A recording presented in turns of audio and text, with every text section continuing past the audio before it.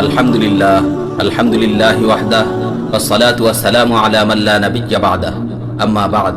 প্রিয় উপস্থিতি, একটি দিন পার হবার সাথে সাথেই আমাদের বয়স কমছে। এই ক্ষুদ্র জীবনে আমাদের দিনগুলোর যে কত মূল্য তা কি আমাদের দিনই বোঝা সম্ভব? আজকে চারিদিকে ফিতনা বেড়েই চলছে। মুসলিম সমাজের প্রত্যেকটি ফিতনার সাথে কাফিরদের অনুসরণের ব্যাপারটি জড়িত। এদেশে কাফিরদের যত অশ্লীল সংস্কৃতির চর্চা হয় তার মধ্যে অন্যতম এবং সবচেয়ে পুরনো হচ্ছে 31st নাইট। আসলে এই রাতে চলে যুব সমাজকে বিপদগামী করার জন্য বিভিন্ন চাকচিক্যময় ও নোংরা আয়োজন, গান বাজনা, নাচ গান, ডিস্কো কিংবা ডিজে পার্টি, পটকাবাজি, বেপরোয়া মোটরসাইকেল চালনা, তরুণ তরুণীর রাতভর উল্লাস, ওপেন কনসার্ট, লাইভ ডান্স, সঙ্গীত অনুষ্ঠান, তরুণ তরুণীদের প্রলুব্ধ করার জন্য যা কিছু করা দরকার সবকিছুর আয়োজন করা হয় এই রাতে।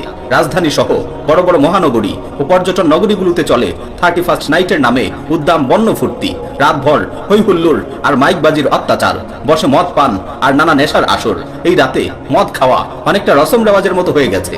এই রাতে অসংখ্য নরনারী সারা রাত বিভিন্ন রাস্তায় ও বাসার ছাদে উঠে যা করেন তা ভদ্র মানুষের ভাষায় প্রকাশ করা সম্ভব নয়। কত মেয়ে যে এই রাতে নিজের সম্ভ্রম রাস্তায় বিকিয়ে দেয়, কত ছেলে যে এই রাতে চরিত্রহীন হয় তার কোনো হিসাব নেই। এই রাতে নেচে গেয়ে ফুর্তি করে এমন পর্যায়ে চলে যায় যা মানুষত্বের সীমানা পেরিয়ে জন্তু জানোয়ারকেও হার মানায়। এই 31কে ঘিরে নানা অঘটনের ইতিহাস অনেক পুরনো। আজ থেকে প্রায় 2 দশক আগে 1999 সালের 31শে ডিসেম্বর রাতে 31st নাইট উদযাপন করতে এসে ঢাকা বিশ্ববিদ্যালয়ের টিএসসিতে বাঁধন নামের একটি মেয়ে 10-12 জন মদ্যপ যুবক কর্তৃক শালীনতাহানির শিকার হয়। 2012 সালের 31শে ডিসেম্বর আবারও ঘটে একই রকম ঘটনা। 2013 সালের 1 জানুয়ারি পত্রিকায় প্রকাশিত হয় বাঙালিত্বের জন্য জঘন্য একটি রিপোর্ট। তারা প্রকাশ করে বন্দর নগরী চট্টগ্রামের একটি হোটেলের 6 তলায় 31st নাইট উদযাপন উপলক্ষে আয়োজন করা হয় অশ্লীল নৃত্যের। সেই অনুষ্ঠানের অভ্যন্তরে নেশাজাতীয় দ্রব্য এবং কন্ডম বিক্রি করা হয়। লা হাওলা ওয়ালা কুওয়াতা ইল্লা বিল্লাহ। চিন্তা করে দেখেছেন আমাদের পরিবেশ কতটা জঘন্য হয়ে গেছে? চিন্তা করেছেন কারা এসব অনুষ্ঠানে যাচ্ছে, নিজেদের নষ্ট করছে? এরা অন্য কোনো জগতের মানুষ না, আমাদেরই সন্তান, আমাদেরই ভাই। কিভাবে তারা আধুনিকতার নামে নষ্ট হয়ে যাচ্ছে, শয়তানের পদাঙ্ক অনুসরণ করে পৌঁছে যাচ্ছে অধপতনের শেষ সীমায়। অথচ আমরা কি করছি?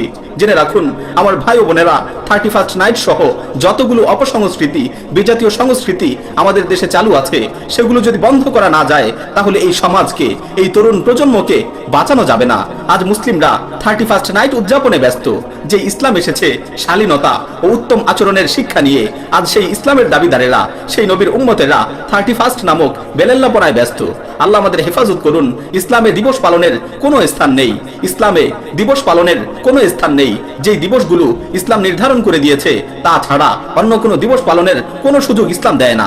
বাইহাকিতে বিশুদ্ধ সনদে বর্ণিত হয়েছে, আব্দুল্লাহ বিন আমর থেকে বর্ণিত, তিনি বলেন, যে ব্যক্তি অনারবীয় দেশে বসবাস করে সে যদি সে দেশের মেহেরজান নববর্ষ উদযাপন করে এবং বাহ্যিকভাবে তাদের সাথে সাদৃশ্য রাখে, এমনকি এই অবস্থায় সে মৃত্যুবরণ করে, তাহলে কিয়ামতের দিন সে কাফিরদের সাথেই পুনরুত্থিত হবে।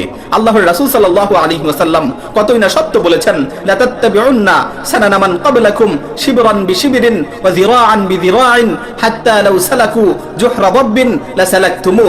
তোমরা তোমাদের পূর্ববর্তীদের অর্থাৎ ইহুদি ও নাসারাদের পদে পদে অনুসরণ করবে, এমনকি তারা যদি গুইসাপের গর্তেও ঢুকে থাকে তোমরাও তাতে ঢুকবে। কি উপস্থিতি, কেবল 2টি ঈদ পালনকেই ইসলাম স্বীকৃতি দিয়েছে। এছাড়া অন্য সকল দিবস পালনের ব্যাপারগুলো কিন্তু বিজাতীয় সংস্কৃতির অনুকরণ থেকেই হয়ে থাকে। আর অন্য কোনো জাতির অনুকরণ করাকে ইসলাম হারাম সাব্যস্ত করেছে। রাসূল সাল্লাল্লাহু আলাইহি ওয়াসাল্লাম বলেছেন, মান তাশাব্বাহা বিকওমিন ফাহুয়া মিনহুম। যে ব্যক্তি যেই জাতির অনুকরণ করবে সে ব্যক্তি সেই জাতিরই একজন বলে গণ্য হবে। আল্লাহু আকবার। হাদিসগুলোতে বিজাতীয় কাফিরদের অনুসরণের ব্যাপারে কি ধমকি না এসেছে! এরপরেও কি আমাদের বোধোদয় হবে না? এরপরেও কি আমাদের বুঝে আসবে না? যেখানে আমাদের ভাবনা হওয়ার কথা ছিল যে আজকে যে আমার জীবন থেকে একটি দিন চলে গেল, কি আমল আমি করতে পারলাম, কি নিয়ে আমি আমার মালিকের সামনে দাঁড়াবো। আফসোস, সেখানে মানুষ পুরনো বছরকে বিদায় দিচ্ছে ও নতুন বছরকে বরণ করে নিচ্ছে অশ্লীলতা আর বেহায়াপনার মাধ্যমে। আল্লাহ আমাদের সুমতি দিন। একজন মুসলিমের প্রকৃত জীবন তো আখিরাতের জীবন। এই সামান্য জিন্দেগি আখিরাতের কামাইয়ের উপলক্ষ মাত্র। আজকের খেলায় খেলায় নষ্ট করা প্রতিটি মুহূর্ত আখিরাতে কান্নার কারণ হতে পারে। একটা মুহূর্ত আমাকে বিশাল সময় আগুনে পোড়াতে পারে। দুনিয়ার জীবন কিছুই নয়, আখিরাতের জীবনই প্রকৃত জীবন।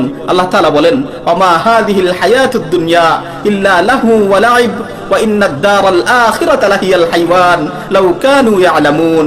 এই পৃথিবীর জীবন ক্রীড়া কৌতুক ছাড়া আর কিছুই নয়, পরকালের গৃহই প্রকৃত জীবন, যদি তারা জানতো। দুনিয়ার জীবনের সার্থকতা কেবল আখিরাতের জীবনের সাথেই সম্পৃক্ত।